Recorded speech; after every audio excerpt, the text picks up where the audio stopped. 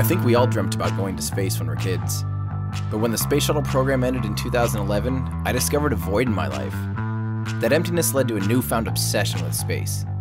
A few years later, I wound up bidding on a Russian spacesuit as a joke.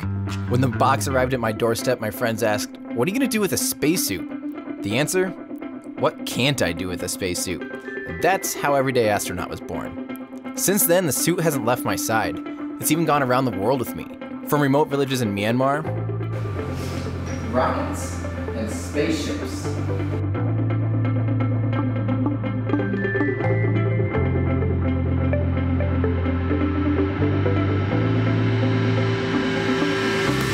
To beautiful fields in Norway. I'm fighting a cow to get a picture right now.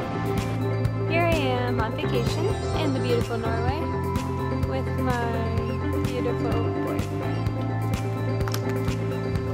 I even proposed to my wife in the suit at Machu Picchu in Peru. These days I work with leaders in the space industry to create fun and inspirational content. I've even been invited to different NASA facilities across the country, all for the sake of sharing my excitement with the world. Hey there, it's me, Tim Dodd, the Everyday Astronaut. Now, I'm not sure if you're aware, but NASA is doing some incredible things. This is church for us space nerds. This is where Gene Kranz was sitting when people first went on. This is with permission. I still don't know how. I love that I'm standing on something that says urine bags. This thing's gonna fly like a cat and eat. Whatever that means. That dog's gonna have a sore throat by the end of the day, I'll tell you that. Especially once he tries to explain to his friends that he just saw an astronaut flying majestically through the sky for an hour. This thing has officially become the bane of my existence.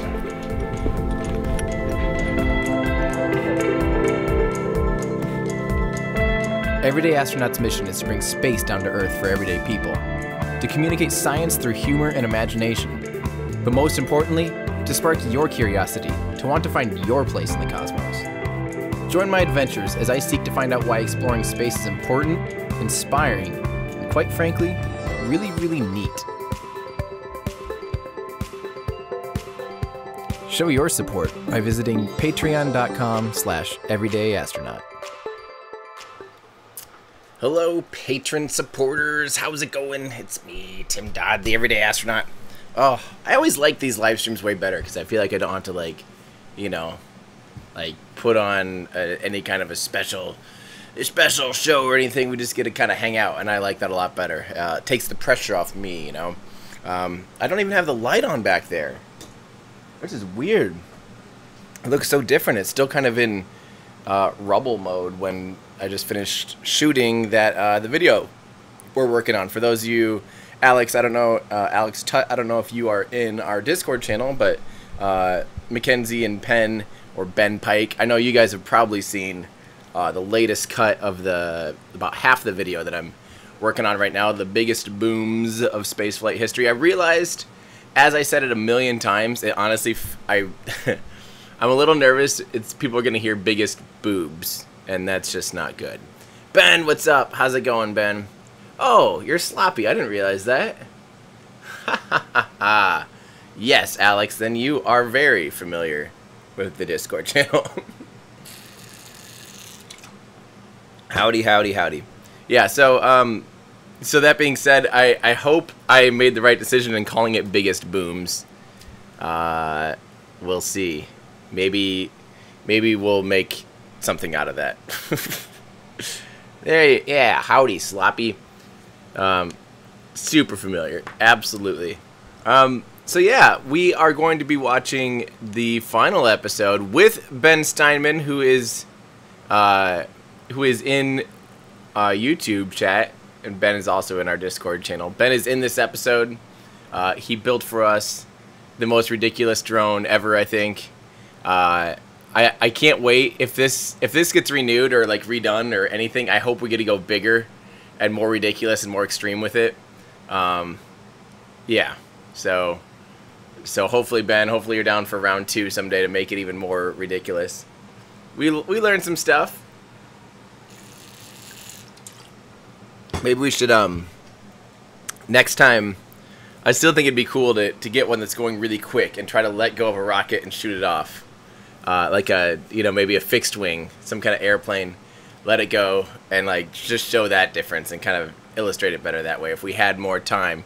That's the thing, if we had to drive like an hour to get there, set up for like 2 hours, I wish we could have just done, honestly, our whole production schedule should have been about twice as long as it was. Because like, we did some like interviews, some field stuff out there, but we should have just had the entire day to do the drone stuff, period, and not try to do one other thing. Yeah, it would have been fun. Yeah, crazy how powered RC minijet. That would have been awesome. You should try the drone launch at your school. That'd be awesome. That'd be great. Well, so I think most of you guys here have at least watched one of these where we do it live. But I'm gonna just play the episode, and then we will comparison in altitude between ground and drone launch. Exactly. I think that'd be cool. So especially not even like what I wanted to do was do one at the ground, do one at altitude, but then show how much higher you could even get if you're, say, going like 30 miles an hour upwards. If you're injecting velocity into the rocket before it takes off. There's just so many variables, it might be pretty hard to show them all, but I still thought that'd be kind of cool.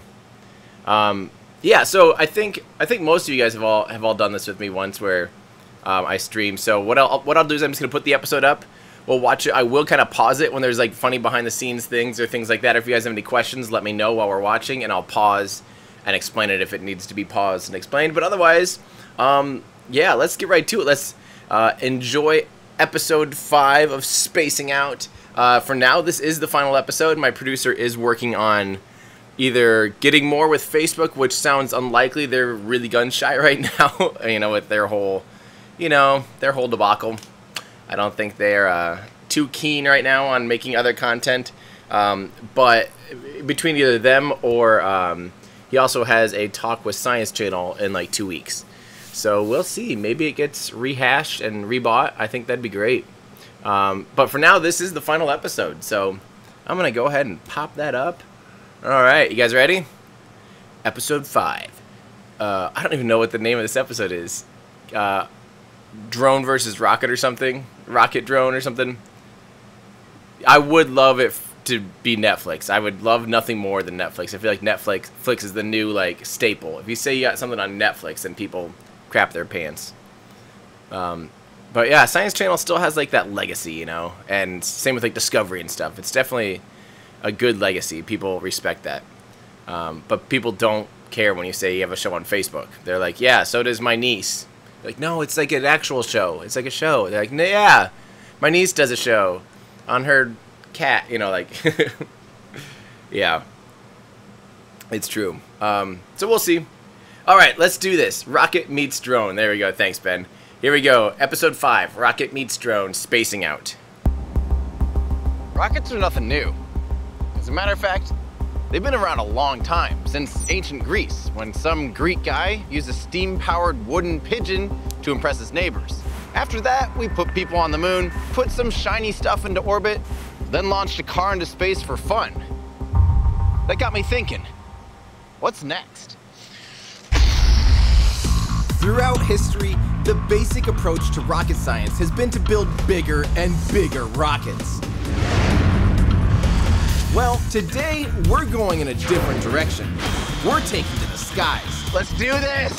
With our never-before-seen drone launch platform. Can we build a better rocket by launching one from a drone in mid-air?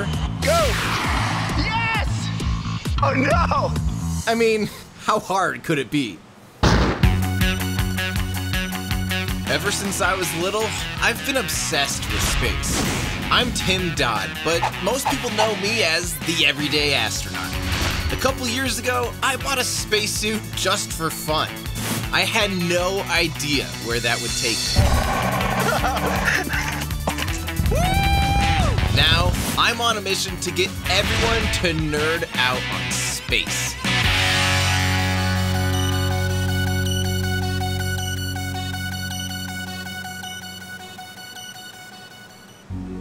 Ever since NASA launched its first rocket, rockets have gotten bigger and bigger. True to its name, the Falcon Heavy is heavy, weighing 3.1 million pounds and standing 230 feet tall. That thing's big, but it's not anywhere near as big as the granddaddy of all rockets, the Saturn V! This thing is 36 stories tall and weighs over 6.2 million pounds when fully fueled, which, as we all know, is like 400 elephants or so. The Saturn V is still the most powerful rocket ever made. But why did it have to be so big?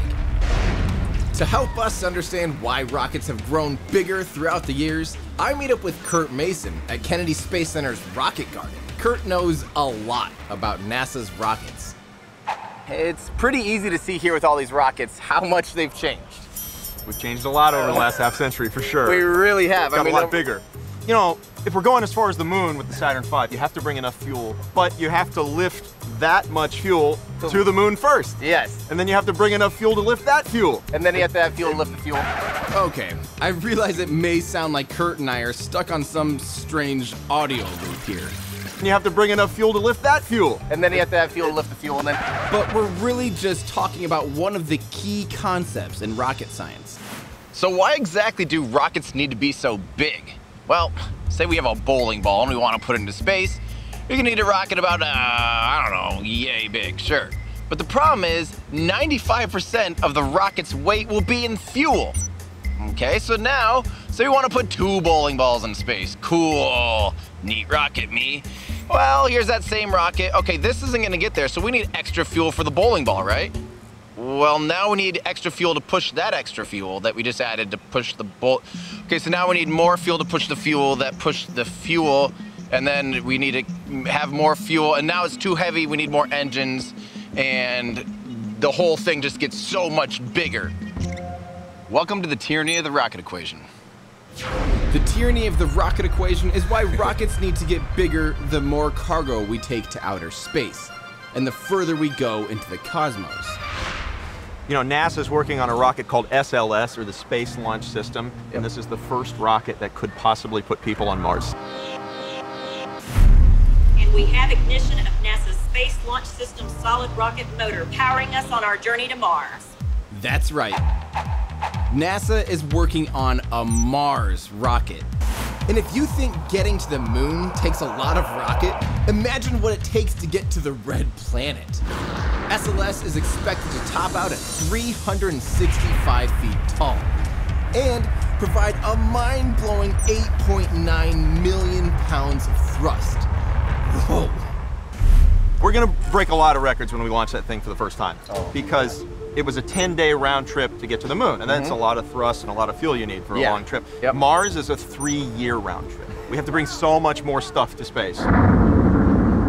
But NASA's not the only one working on a giant Mars rocket. SpaceX is currently working on the BFR, or Big Falcon rocket. This thing is huge. It's actually going to be the most powerful rocket ever, ever, ever. It's capable of putting 150 tons into orbit. It can do that and still be entirely reusable. Okay, so it seems like everyone in the rocket industry is going big. But I can't help but wonder if the future of rockets might go in a different direction. Meet my buddy Ben Steinman. Big Ben's here to help me prove that bigger isn't always better. Ben, are you serious? What? Okay, I thought we were going a lot smaller scale on this. This is our Launch Air Rocket Platform, also known as LARP. You try to come up with something better. This is a 700 millimeter hexacopter, 13-inch propellers, put some more carbon fiber on the top and mount a model rocket launch pad on it. Okay, if you're not quite caught up to speed here, instead of building a bigger rocket like everyone else, we're going to fly one up on our drone and launch it from mid-air. Now, you probably already understand that rockets need to fight against gravity to get to outer space. But you may not have considered all the resistance rockets have to fight to get through the Earth's atmosphere. 1, 0. Ignition, liftoff. Did you know a rocket encounters the most resistance within about a minute of its flight, when it reaches max Q, or the point of maximum aerodynamic pressure. We're actually decreasing the thrust in our engines a little bit to minimize some of those forces. As the rocket ascends, it encounters less and less air resistance. So if we can come up with a way to launch a rocket above most of our atmosphere, This thing's gonna change the whole world. Everyone's gonna be copying us after this. People won't need to make big rockets. They can just keep free flying the drone. This is gonna be huge. this could mean outsmarting Elon Musk. Hey, it's possible. So of course we could have used a bigger drone and a bigger rocket. Obviously this is a much more scaled down version of what some of the technology is happening in the real world.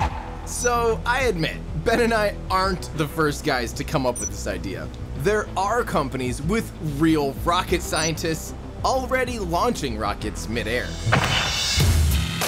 But at least as far as I know, we're the only ones doing the drone. You know, I reached out to the Twitterverse, Instagram, YouTube. I called the local newspaper. We got quite the crowd. It's a good thing I'm not doing this for the glory. I'm doing this for science. And the potential millions/billions this would mean if we revolutionize the way rockets are launched. Okay, I think we're ready for our maiden flight of LARP, our Launch Air Rocket Platform. Clear? I totally forgot what it was. Okay, it's working. I can see dollar signs in my eyes. We're at 16 meters. We won't quite be able to get super high on this first flight. FAA regulations in this airspace force us to keep our drone under 400 feet. So, our game plan is to park our drone at 200 feet and then launch our rocket. This is 100 feet right here. We are at 100 feet. LARP's inaugural flight is a proof of concept. This first launch is just to prove that launching rockets from a flying drone makes sense. The next step will be scaling this up and come up with some emergency safety measures to deal with a rocket falling from the sky if the launch fails. Well, we can worry about that later. Right now, I feel good about this. I mean, it's holding really stable at 100 feet. There's some gust of wind here We got and there. some gusts. You can see it kind of getting knocked around a little bit. What are we at now for altitude? 47 meters. So 150 feet. All right, guys, here we go. 3, 2, 1, hit it! 0.4 volts, 2,551. No dice. Houston, we have a problem. for some reason, the rocket won't fire. We bring LARP and my expectations back down to Earth. The truth of the matter is, if we're having such a hard time doing this on this scale, can you imagine stepping this up to orbital levels? There's some sort of issue, I guess, where it's not firing. Ben agrees with my expert assessment. There's all the some sort of drama. issue with the rocket not firing. Also, just so you know, the original intent was to do like a couple different runs of this, and you know, refly and refly and refly. There was actually just this much drama, and then of course my producer just kept like playing that out big time, especially in the cut, because we didn't get what we wanted. So it is just straight drama, and unfortunately very little science, but it is fun, I think. Problem is, with all LARP's subsystems, to get our rocket up in the air, to keep the rocket stable, to fire the rocket remotely, and even a system to monitor the systems. It's hard to say what exactly isn't working. Okay, we're just gonna see if the fuse works. There should be a little bit of flame. Yeah. 11.8 volts, Nothing. 0.7 meters. We need to run a thorough systems check. Looks like it's going to take a lot more work to rock the rocket industry. We're pulling from a long line of rocket failure. Did the Wright brothers get it on their first try? No. Did Elon Musk get it on the first try with his Falcon 1? No, it took 3 times of blowing up before the 4th Falcon 1 succeeded. Quite frankly, it just makes me more excited because we're gonna get this right and we're gonna become rich millionaires when we reinvent the rocket wheel. Like I just noticed it says we're pulling from a long line of rocket history, and the first example after that is the Wright brothers on their first try. I don't remember them experimenting with rockets. Is there anything I can do to help? No. We got the best brain in the business. Mr. Ben Steinman working on it. I'm here for moral support. Can we launch yet? Launch delays, launch delays. Everybody loves a good launch delay. Finally, thanks in no small part to the moral support I provided, LARP is ready to fly. Good launch. Let's just get it up to about 100 is all I'm asking for. We're at 40 meters on the launch drone. Okay, I say we better do this. This is our chance. Launch system arming. 3, 2, 1, let's see it! 14.7 volts. Why is this so hard? 48.6. Well, there goes my dreams of outmusking Elon. I guess there's a good reason why we've just been building rockets bigger and launching them from the ground. Launching a rocket from a flying platform gets really, really complicated and potentially really dangerous. I guess not everything works out. They always say the best way to become a millionaire with rockets is to start as a billionaire. I guess I give up. Well, that's gonna do it for me. I'm Tim Dodd, the everyday astronaut, bringing space down to Earth. Ben fixed the drone. Ben fixed it? Are you serious? Oh, let's go! Let's do this! Come on! 3, 2, 1, go! Yes! Oh no! No! All right. So our rocket's trajectory was a little off, and we lost her somewhere in the trees. But still, we successfully launched a rocket from a drone. Yeah! This gives us something to I love build how on. that shot has the drone or the rocket still on it. For more out-of-this-world content, be sure and follow us on Facebook Watch. Oopsies. There we go. Any questions? Some fun behind the scenes with that too. Oh yeah, we were originally in the cut. I wanted to have this thing right at the very end of it, and I go, and we didn't even get into why orbital velocity, you know, like, and do this long rant of why air launch isn't necessarily used or that common. But it, unfortunately, like almost everything in TV didn't make it. Ben built the rocket.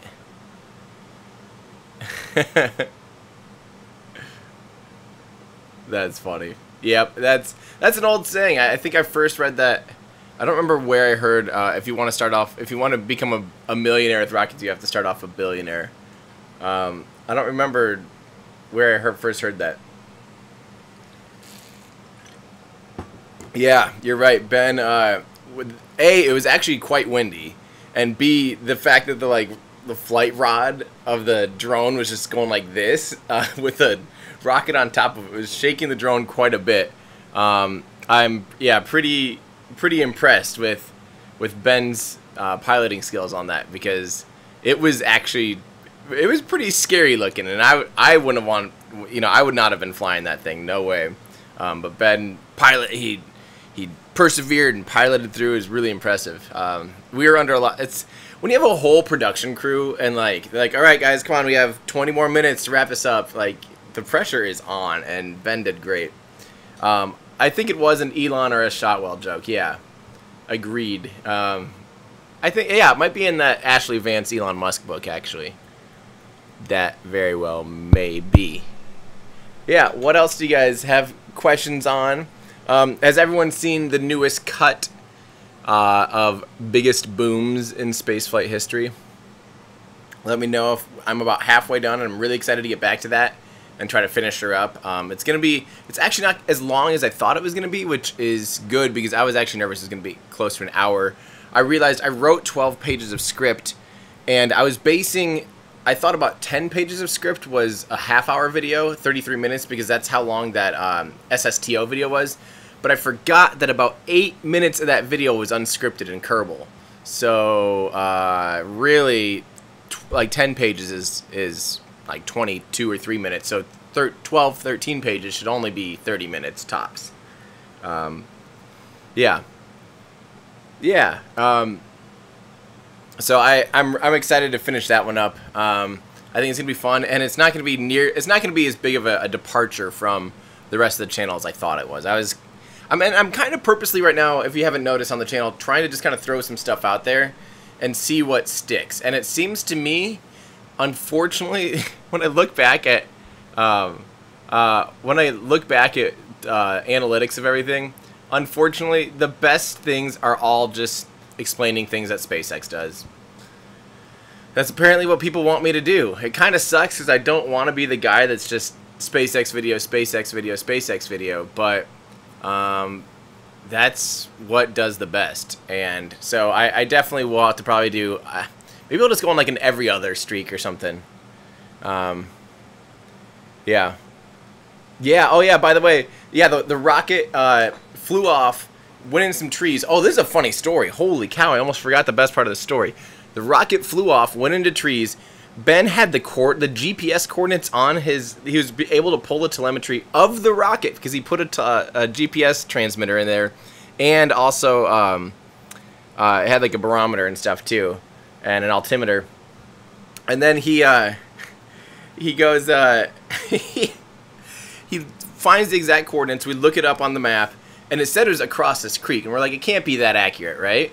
We're like, well, maybe. So we go around, we walk all the way around. We get to the point where like we're about to try to cross this creek and stuff, trying to figure out if we can get there. And all of a sudden we hear, "Don't move! Hey, I said don't move or I'll shoot!" And we're just like, what?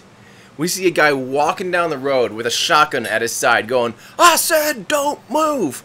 He's like under 30, but yelling at us. And we all stop in our tracks, obviously. We're like, what's the matter? And he goes, "What are y'all doing down here?" And we're like, "We're looking for a rocket."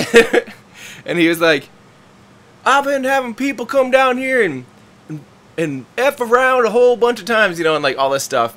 And we're like, "No, we're here on," luckily my showrunner remembered the guy's name. "We're here on Robert's land," or whatever. And he goes, we're filming a TV show and we lost a rocket. And he goes, "Oh, you're all friends with Robert? All right. Well, take it easy, tell him I say hi." We're just like, oh my god. We almost got shot trying to retrieve this stupid little rocket. But we did. Our director of photography jumped over the creek and found it, surprisingly. The parachute didn't deploy, so it took a ground sample. We got the Tennessee welcome. It was fun. Yeah. Oh, I realized I have that up in the screen. We don't need that. Oh, and Mackenzie asked, "Am I still looking for those scriptwriters?" Yeah, Mackenzie, I'm going to finish this episode. I'm going to try to pull out 2 small episodes before I leave. I'm going to be gone for like almost 2 weeks. Actually, basically 2 full weeks. I'm going to Paris, Iceland for 2 days, back home for like 1 day for literally the 4th of July. Then I'm going to be at Space Fest in Arizona, in Tucson, Arizona. I need to start telling people that. Yeah, I'll be at Space Fest in Tucson, Arizona, I think like July 5th through the 8th or something. So I need to like book all that, and I haven't even done that. But then I'll be home for a little bit, but then I'm gone that next weekend in Colorado too. So it's just going to be a crazy back-to-back-to-back. Yeah.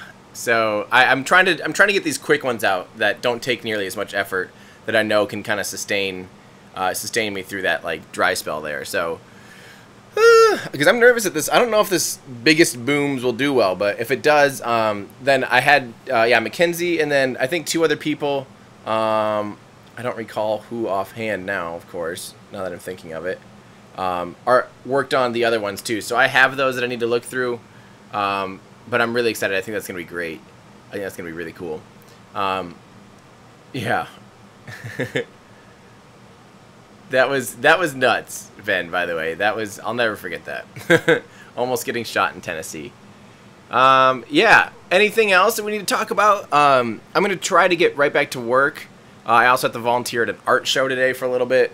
Yeah, so I'm going to be a bit of a busy guy, and tomorrow's, of course, Father's Day, so I'm trying to squeeze in work whenever I can. I worked on the video, like, at more than 12 hours yesterday, but I made really good progress. I'm excited. The Boeing stuff didn't go yet. It got to the point where, literally, we were 2 hours and 15 minutes from the flight taking off, and they call me and go, "All right, do you guys want to do it today?" I'm like, the flight leaves in 2 hours. Like, yeah, we can do it. I'm like, let's not rush it. So I didn't want to try to rush it. We're gonna do it. Looks like mid to end of July. That's another reason why I'll be gone. Oh my gosh, July's gonna kill me. Yeah, so mid to end of July too. I'll be going out to Boeing and maybe again to Florida for Boeing in August. So I'm pretty excited. I just realized I may have put together what it might be. Interesting. I think I realized what it is. I think, since this is just us here, guys, they keep saying like it's a secret thing, it's a secret thing. They're getting close to doing their pad abort, and I wouldn't be surprised if that coincides with a big presser that they're doing. So they would fly me out to see Slick 41, see the crew access arm, see where they're processing the Dreamliner. Jeez, I better know. Starliner, sorry. Yeah, so I better know all that stuff ahead of time. But I wouldn't be surprised then if that's going to be their pad abort test. They have not done that yet. CRS 15, yeah, I am not going to probably be here for CRS 15 unless it scrubs big time. I'm going to see if I can't maybe do it from a laptop in Paris.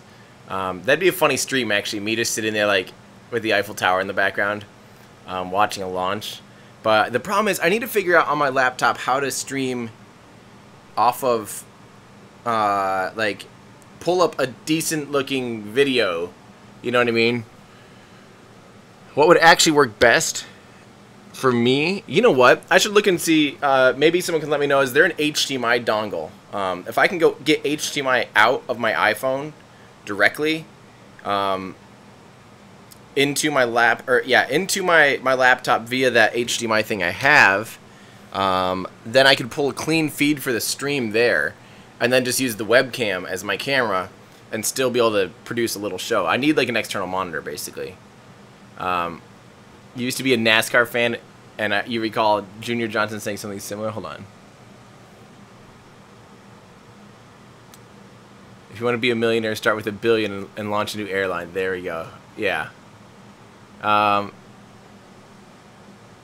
that actually has HDMI out. Sweet. Consider it done. I will buy that right now and then test it out. I don't know why you guys are now watching me shop on Amazon. On this episode of Tim Shops on Amazon. Lightning to HDMI. Let's get this baby here now. Sponsored. I don't want the garbage that's not actually Apple, because I feel like that stuff never works. Here, at least if I'm going to do this, I might as well pull it up so you can watch me doodle. Otherwise, what's the point? Okay, hold on. Alright, Tim Shops for... on today's episode of Tim Shops for Apple accessories. That one is the cheapest. Lightning to HDMI. There's a lot of fake crap. Found one with 4 stars. Are you planning to meet up for my European fans? Absolutely, Philip. Where are you? Where are you actually in Europe? Because I will be in Paris. I will be at an art show. I need to like make that obvious and start talking about it right now because I want people to be able to plan. It will be less than 2 weeks away. So if people do want to come to that art show, the gallery opening, that'd be a great time to meet up. Yeah, so absolutely. I actually think the opposite. I feel like Apple's products are their cables and dongles like the only ones I trust. Yeah, 2 stars. Ouch. Ouch, that's really bad. There's got to be a better way.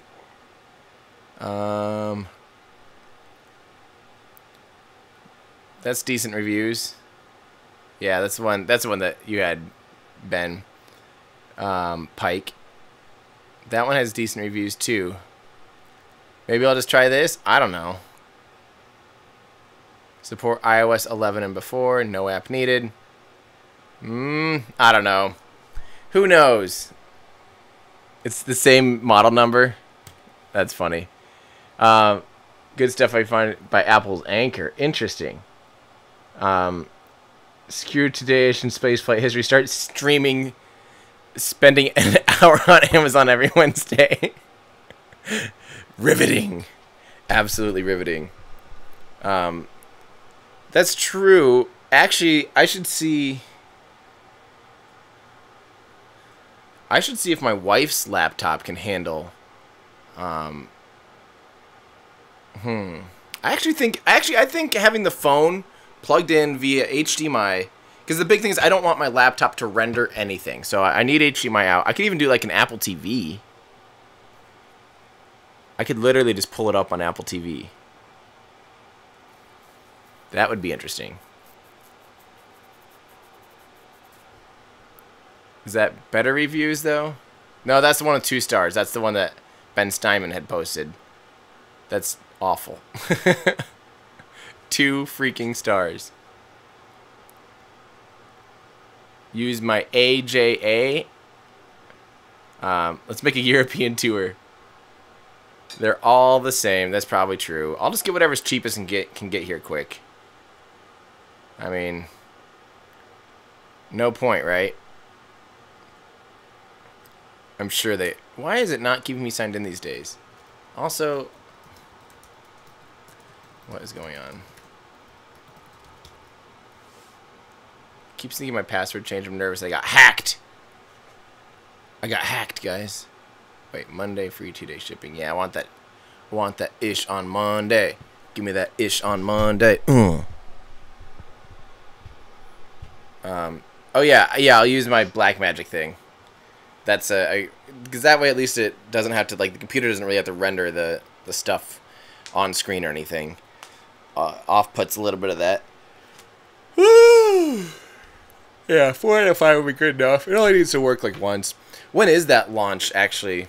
CRS-15 time wise. I'm gonna look that up, because if it's, let's see here. Oh, 4:41 Eastern. This would be like the first time ever. Wait, and that's June 29th? I might be driving that day. If I'm not driving. And what is France? 5-6 hours ahead? What time is it in Paris right now? What time is it in Paris? 6:35 p.m.? It's 2 hours ahead of UTC. So if that's, that's 7 hour difference. 7 hours ahead of 4:41 would be 11:41. I'll almost definitely be on the road. Dang it, SpaceX! You're making this hard on me. You're making this hard on me. Oh, 11:41 in Paris. No. Oh, it'll be 11:41 a.m. Paris time. Good. Thank you. All right. Gotcha. Maybe. We'll see. We'll see. I don't know. I better not commit to it. I mean, I got the adapter, but I'll need that anyway anytime I'm traveling and there's a rocket launch. Dang it. But I'm going to save that adapter, or I'm going to hold off on promising that I can stream it. Stream it from the car. It'll be fine. So, Newman, that's a good question. Does my deal with Boeing allow me to say positive, only to say positive stuff? So, what can happen? I will be going as a journalist, so I can say whatever I want. They just don't want me in the video. What the stuff I do with them, they don't want me continually comparing everything to the Dragon capsule. They don't want me sitting there like, so this has how much cubic feet, and that's a little bit bigger, and how much are you charging? Oh, that's a little more expensive than, you know, like, they don't want me doing that. They want me being, you know, open and honest about the Starliner, but not just like sitting there constantly comparing it directly in person to the Dragon capsule, and even in those videos. And I'll respect that. That being said, I'm making sure there's not like a sunset clause that makes it so I can't use that footage that I shoot with them in upcoming Dragon versus Starliner videos, because that's obviously going to be a big video. So yeah, we'll see. I really want to get in the Dragon capsule and do the same type of thing and do the first real comparison video between the two. I think that'd be awesome. So yeah, we'll see. Anything else? I'm gonna head out of here. I'm gonna try to do a little bit of work before I have to go volunteer. And then yeah, Be sure and check your international plan with your phone company before you leave. Luckily, it's only $10 a day with Verizon now for like your data plan, which is amazing. I'll pay $10 a day. It's just so easy instead of wandering around trying to figure out SIM cards and stuff. So, yeah, it should be no problem as long as there's decent enough data, which there should be. Honestly, the streams only take like 5 megs. Yeah, right now I'm pushing 4.78 megs, so should be good enough for cellular. Might have a little extra latency, but oh well. It's great. That's like the easiest thing in the world, just using the international data on it. No flopping around with SIM cards and all that stuff. Especially some places make you like put your passport in and like wait an hour while they do a background check or something. It's insane. $3 extra for a month in America? That's amazing. Yeah, we're definitely getting ripped off at $10 a day. I know that. Our data is crazy expensive, but it's still very convenient just to be able to land and use your phone. Ugh, I'm getting excited and like nervous. I haven't traveled to Europe in almost 2 years. If you have to dial international on iPhone, you may need to type the actual 0. Gotcha.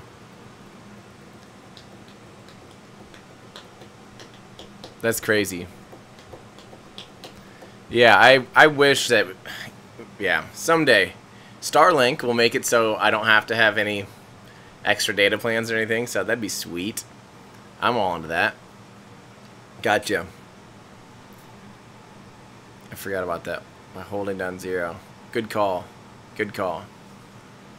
Alright guys. Oh, before you leave, what's oh, you haven't seen these? You haven't seen my my MOVA globes? Yeah, MOVA globes. They run on sunlight or just light, period. MOVA, MOVAinternational.com. They are amazing and they're very dusty. And I got a lot of glue when I sprayed glue to try to keep sound insulation up, which all basically fell down. Literally all but one. Like 10 tiles are all gone. But yeah, MOVA. They're very cool. Oh, I do get asked that every single stream. There's a poop museum in Paris. Oh, jeez. That's funny. Okay, good, good. Yeah, I'm not a big, that's funny, Ben. I'm not a big fan of Paris myself, to be honest. But I always treat it as like, I'm going to try to go and do like super local things, and I'm going to not be a tourist, and I'm going to like try to, you know, find all the local cafes. And it's annoying. Like, I realized I'm a tourist. Like, I'm a total tourist. So I'm just going to go and be a tourist and just do touristy things. And I think that'll be more fun, just to not make big plans and not try to do anything like that. So, if you cart around the transceiver box. Oh, sounds good, Mackenzie. Thank you. Yeah, it'll be interesting. All right, guys, I'm gonna get out of here. Like I said, I've got quite the day. I'm trying to squeeze in here. So, thank you guys. I again, you know, this is my obligatory like random speech at the end of these videos. I have to always say thank you guys very much, and very, very sincerely. Let me know. I need to do another giveaway here. I think those helped grow the community a lot. I'm looking for more flown space stuff because I think that's kind of fun. And if I can find like a big chunk of, you know, like, because I had a chunk about this big of Space Shuttle Discovery, so all I had to do is cut off a little bit of it. If you guys see any like flown space hardware or like flown raw chunks of metal that have some kind of, I would like a certificate or some kind of something with it that I can make copies of, so I can like frame it and kind of do a cool thing like I did last time, as you know, Ben. Then we will see. I would like to do something like that again. I thought that was awesome. So keep your eyes open for me, guys. Mach 33 watches are made of. I know. I want that so bad. I think those are the coolest things. But those are like $1,000 or something. They're crazy. And Ben, I'm currently not planning on Wisconsin Dells because it would go. We'd have to go from. I'd go right from Arizona. The second I land, the next day I'd have to go to Wisconsin Dells, and then like 3 days later drive out to Colorado. So I just don't think we're gonna make it, unfortunately. The cheapest is 300. Good to know. Shows down here, flown stuff. Sounds good. Yeah. John, keep your eyes open. I'm really looking for big, like, just hunks of like metal that's easy, or something easy to like cut up. You know, if it's a fabric, something that's flown. I think that's cool. But the problem with this, I can't cut this up anymore. This is already teeny, teeny, teeny, teeny, teeny, tiny. Those are like hilariously small. And they're normally in some kind of nose gear thing. But Ben, I'll let you know if that changes though. We're still on the fence. That's the first one we're probably going to drop because I guess we already dropped Okaboji with my family. So that would be, and then we'd debate whether or not we can drop that with Audrey's family. So sounds good. I will definitely let you know from everyone in Wisconsin for sure. Yeah. All right. Keep your eyes on that, guys. Let me know if there's anything else we need to be doing here. And again, just always, I take your feedback. I take the community's feedback before anyone else's feedback. So keep being active, guys. This stuff, I think we're making better and better products every time I shoot. I listen to your feedback, and I'm really proud of what's happened in the past year. And it's thanks to you guys for literally making it possible. If it wasn't for you, I would not be doing this. That Space.com article even talks about how, like, you know, I would have had to go right back. Like, that's just the reality. I would have had to go back to doing weddings and wouldn't be able to commit any time to doing this. So thank you guys. It is because of you that I'm able to do this and spread the love of space and hopefully get other people as excited and as enthusiastic as I am. It's pretty fun that we get to all nerd out together. So I really enjoy it.